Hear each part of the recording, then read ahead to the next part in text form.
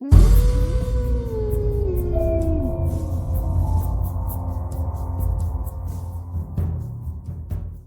कथा के लेखक हैं इमरान कुरैशी।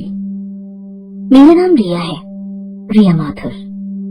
ये घटना जो मैं आपके साथ शेयर करने जा रही हूँ ज्यादा पुरानी नहीं है, बल्कि मेरे पिछले बर्थडे की है।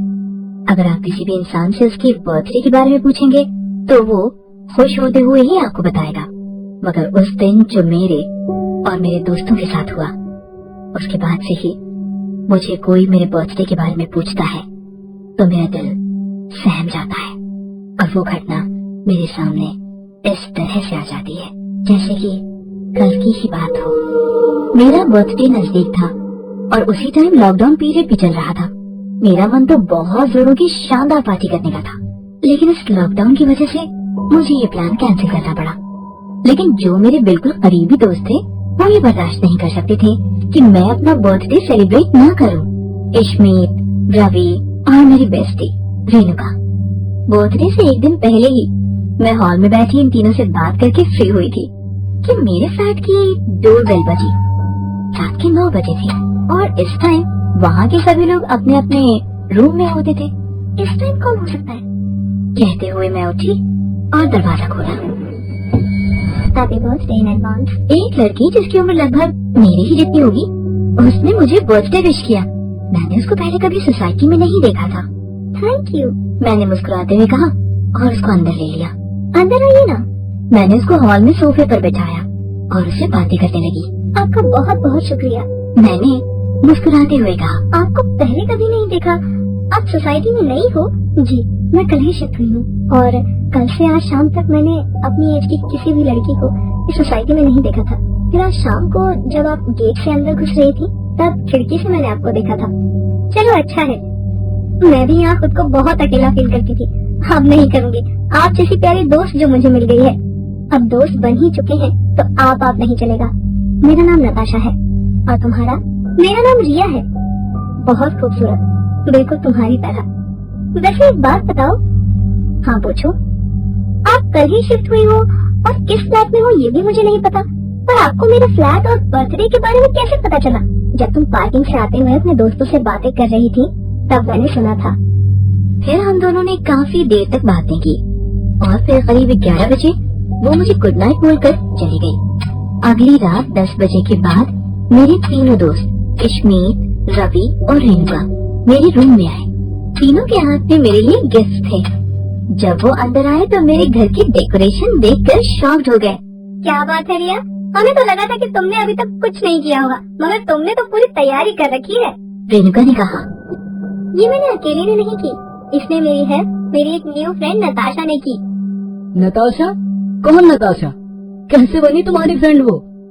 और है कहाँ वो तुम्हारी नई फ्रेंड? वो बस अभी अपने फ्लैट में गई है, आती ही होगी। तभी मेरे रूम का दरवाजा खुला और देखा तो नताशा बाहर खड़ी थी। ये लो, आ गई नताशा, कहते हुए मैं उसकी तरफ बढ़ी। नताशा मेरे कमरे के अंदर जब दाखिल हुई तो मेरे तीनों दोस्त उसको कुछ देर ऐसे घूरने लगे जैसे वो उसको जानते हो। ये तो बिल्कुल वही लग रही है। ऐसा नहीं हो सकता, वो वापस कैसे आ सकती है? अरे क्या हुआ, तुम लोग कुछ बोल ही नहीं रहे? शायद मैं इन लोगों को पसंद नहीं आई, नताशा ने मुस्कुराते हुए कहा। अरे नहीं, ऐसा नहीं है। तुम्हें देखकर हमको हमारी एक दोस्त की याद आ गई। रेणुका ने भी हल्का सा मुस्कुराकर जवाब दिया।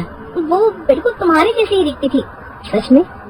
लगता है आप लोग उससे बहुत प्यार करते हो, इसलिए मुझे देखते ही आप लोग उसकी यादों में डूब गए।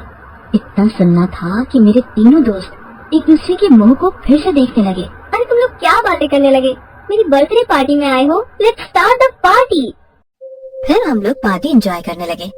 मैंने सबको सॉफ्ट ड्रिंक सर्व की और ऑनलाइन पिज्जा, बर्गर और थोड़ा फास्ट फूड जो मंगवाया था उसे खाकर मजे करने लगे। फिर हमने म्यूजिक ऑन किया और डांस और मस्ती करने लगे। यहाँ तक मुझे नताशा थोड़ी अजीब लगी क्योंकि उसने न कुछ खाया था। ये कहकर टाल दिया था कि वो फास्ट फूड नहीं खाती और अब वो हमारे साथ डांस भी नहीं कर रही थी। उसके सलवार कमीज सूट के पहनावे को देखकर ये अंदाजा लगाना मुश्किल नहीं था कि शायद उसको डांस वगैरह नहीं आता होगा, इसलिए मैंने भी ज्यादा फोर्स नहीं किया। अब 12 बजने वाले थे और मैं केक काटने के लिए तैयार थी। Happy birthday to you, happy birthday to you, happy birthday dear Riya, happy birthday to you. कमरे में सभी की आवाज गूंजने लगी। सभी बहुत ज्यादा खुश थे। रेणुका ने जब अपने हाथ में सॉफ्ट ड्रिंक का ग्लास लिया तो उसे उसमें ड्रिंक की जगह लाल रंग का खून नजर आया।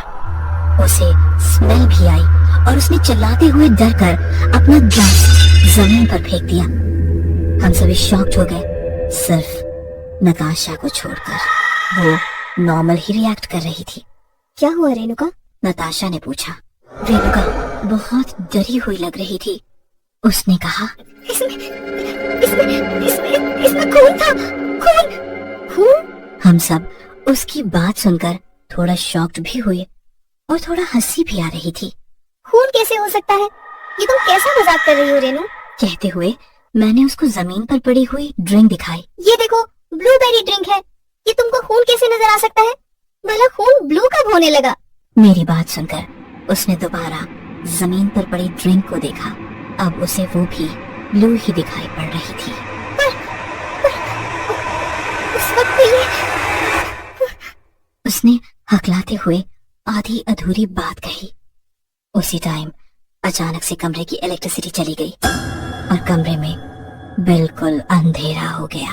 अरे ये क्या हुआ? मैंने कहा, मैं भी चेक करवाती हूँ। कहकर मैं मेरा मोबाइल देखने लगी। रेणुका को महसूस हुआ कि किसी ने पीछे से उसके कंधे पर हाथ रखा है। उसकी सांस गले में अटक कर रह गई। वो अचानक से पीछे मुड़ी और जैसे ही पीछे मुड़ी उसको लगा कि किसी ने उसका गला पकड़ लिया है। अब वो गले से आवाज भी नहीं निकाल सकती थी। कोई उसको पूरी ताकत से वहां से घसीट कर कहीं ले जा रहा था। उसको महसूस हुआ कि वो एक चौखट से होती हुई दूसरे कमरे में ले जाई जा चुकी है। फिर उस कमरे की लाइट्स खुल गई। उसने देखा उसके सामने नताशा खड़ी है, लेकिन इस वक्त वो बहुत ज्यादा भयानक लग रही थी। उसके बाल खुले हुए थे और उसका चेहरा उसके बालों से ढका हुआ था और वो एक गीत गुनगुना रही थी। Happy birthday to you, happy birthday to you, happy birthday to you, happy birthday to you. बहुत ही डरावने स्वर में उसने कहा। फिर उसने एक झटके के साथ अपना सर ऊपर किया और रेणुका के बिल्कुल करीब आ गई। रेणुका बहुत जोरों से चिल्लाई।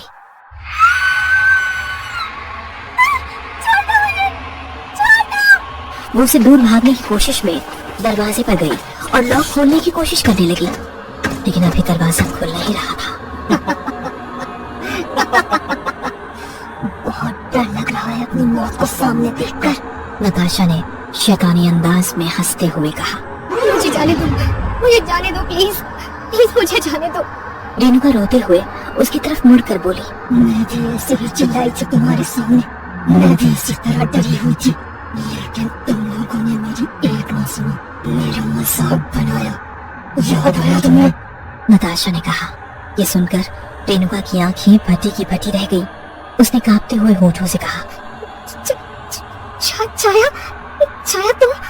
हाँ, मैं छाया हूँ। छाया, छाया मुझे माफ कर दो। हमने बस तुम्हारे साथ एक प्रैंक खेला था। हमें नहीं पता था कि तुम।